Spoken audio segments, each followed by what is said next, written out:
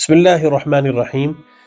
بخاری مسلم میں ایک روایت ہے جس کی راویہ حضرت عائشہ رضی اللہ عنہا ہے۔ وہ فرماتی ہیں کہ ایک مرتبہ میں اپنے گھر میں تھی کہ ایک عورت اپنی دو بیٹیوں کو لے کر کے میرے پاس آتی ہے اور آ کر کے کچھ سوال کرتی ہے۔ اما عائشہ فرماتی ہے اس وقت میرے پاس سوائے ایک کھجور کے کچھ بھی نہیں تھا۔ یہ نبی علیہ السلام کے گھر کی بات ہو رہی ہے، اللہ کے نبی علیہ السلام کی لاڈلی بیوی اما عائشہ فرماتی میرے پاس کچھ نہیں تھا سوائے ایک کھجور کے۔ وہی کھجور میں نے اس عورت کے حوالے کر دی اور اس نے اس کے دو ٹکڑے کیے اور دونوں بیٹیوں میں تقسیم کر دیا، خود نہیں کھایا۔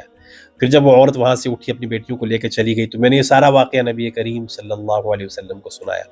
تو اللہ کے نبی علیہ السلام نے اس موقع پر فرمایا تھا جو آدمی اپنی بیٹیوں کی وجہ سے آزمایا گیا، یعنی اس کے گھر میں بیٹیوں جیسی نعمت رحمت تھی، اس نے تربیت کی، حسن سلوک کا معاملہ کیا، ان کی دیکھ بھال کی، جوان کیا، پھر ان کے گھر تک پہنچا دیا، جو ذمہ داری تھی اسے پورا کر دیا، نبی علیہ السلام نے فرمایا یہ بیٹیاں کل قیامت میں اس شخص کے لیے جہنم سے آڑ بن جائیں گی۔ اللہ اکبر، کن لہ سترا من النار۔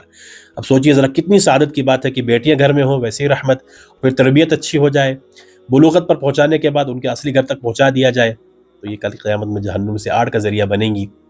جن جن کے گھروں میں بیٹیاں ہیں اللہ انہیں خوشحال رکھے، عافیت سے رکھے، سلامت رکھے اور تربیت کرنے کی توفیق عطا فرمائے اور ان کے مقدر بھی اچھے فرمائے۔ اللہ تعالی ہم سب کو اپنی امان میں رکھے جب تک زندہ ہیں اسلام پر، اور وقت متعین پر اللہ ایمان پر موت عطا فرمائے۔ جزاکم اللہ خیرا۔